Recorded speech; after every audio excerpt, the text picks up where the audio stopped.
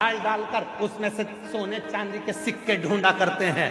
अरे धिक्कार है जो गंगा का पानी उतरने पर तुम सोने और चांदी के सिक्के ढूंढते हो।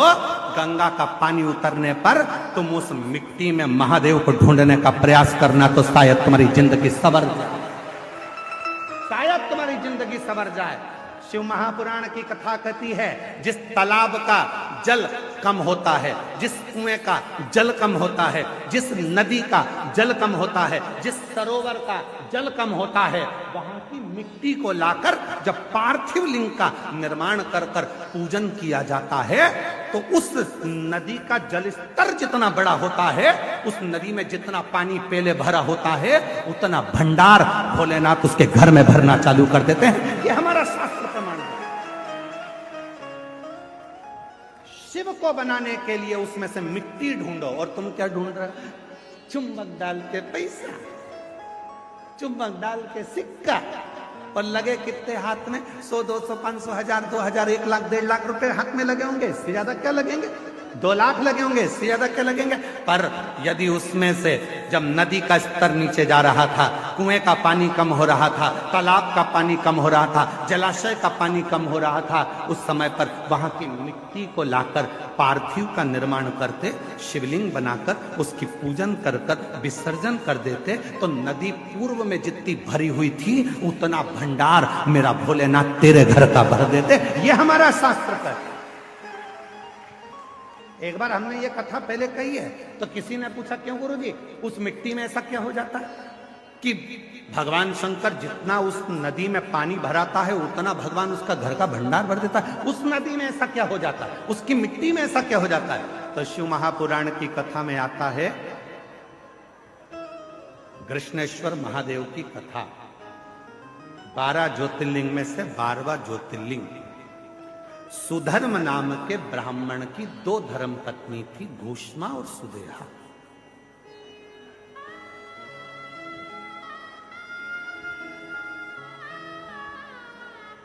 आप लोगों के मन में भी संशय होगा कि नदी का पानी उतरता है तो उसकी मिट्टी का शिवलिंग क्यों बनाया जाता है, उसका फल क्यों इतना कि भगवान का भंडार भर देता है? नदी, तालाब, बावड़ी, कुआं का पानी कम होता है तो उसकी मिट्टी को निकालकर उसका शिवलिंग बनाकर पूजन करने का फल क्या होता है? तो सुनो कृष्णेश्वर महादेव की कथा। सुधर्म नाम के ब्राह्मण की 2 धर्म पत्नियां थी, सुदेहा, घूष्मा, 2।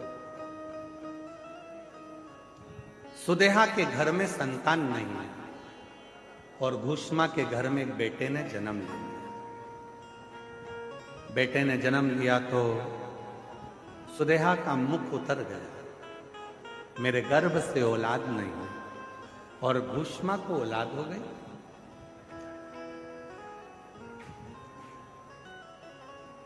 सुधर्म ने अपनी पत्नी घूष्मा से कहा कि तेरे गर्भ से यदि एक बच्चा हो सकता है तो तेरे गर्भ से और भी बच्चे जन्म ले सकते हैं।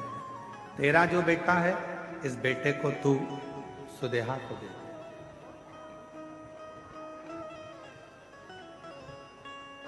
इस बेटे को तू सुदेहा को दे दे।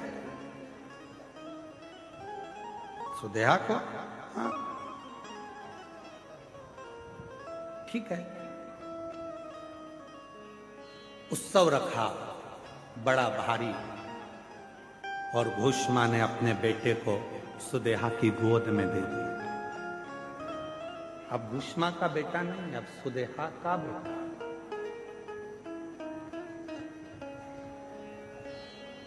सुदेहा का बेटा। धीरे धीरे बच्चे को पाल पोस कर सुदेहा ने बड़ा किया। वो बच्चा जब बड़ा हो गया, उसका विवाह हो गया, बहू घर में आ गई। बहू आई तो बहू को मालूम पड़ा कि मेरी असली सास तो घूष्मा है, सुदेहा की गोद में मेरे पति को दिया गया, पर सास तो घूष्मा। अब वो सुदेहा को कम मानती है और घूष्मा को ज्यादा मानती है। घूष्मा के लिए चाय लेकर जाए, भोजन लेकर जाए, नाश्ता लेकर जाए, पांव पड़े, सुदेहा को पूछे नहीं। सुदेहा को गुस्सा आ गया, बहू मेरी और पूछ रही घूष्मा। बेटा ही नहीं रहेगा तो बहू किस काम की? रात को सोया था बेटा, बहू गई थी मायके और बेटा सोया था, तभी सुदेहा ने अपने बेटे के तलवार से काट काट के टुकड़े कर दिए, कपड़े में बांध लिए, सिर पे पोटली रखी, तालाब में फेंक, तालाब में फेंक, एक बावड़ी में, एक तालाब में। उस टुकड़े करे हुए शरीर को जब फेंका, सुदेहा आ गई, समय निकला, तालाब का जल नीचे जा रहा था और भूष्मा उसी सरोवर की मिट्टी को लाकर उसका शिवलिंग बनाकर पूजन कर मिट्टी के शिवलिंग को, पार्थिव शिवलिंग को सिर पे रखकर चली और तालाब में विसर्जन करने चली।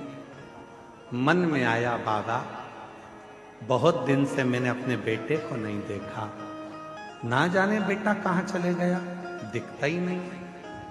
बस वो पार्थिव शिवलिंग तालाब में गया, थोड़े से पानी में, जो पानी का स्तर गिर रहा था, टुकड़े टुकड़े हुए बेटा कई दिन पहले मरा था, वही बेटा तैरता हुआ बाहर निकल कर आ गया।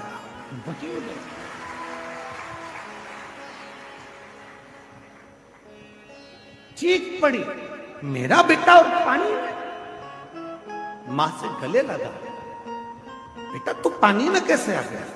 पता नहीं, पर अंदर कोई बाबा था। दोनों पति पत्नी ने मेरी बहुत सेवा की। भूष्मा ने आवाज लगाकर कहा, बाबा मैं जानती हूं कोई दूसरा बाबा नहीं आ सकता, बाबा तो मेरा महादेव ही होगा। बाबा आओ दर्शन तो दो। तब मेरे भोलेनाथ निकल कर बाहर आए और कहा, भूष्मा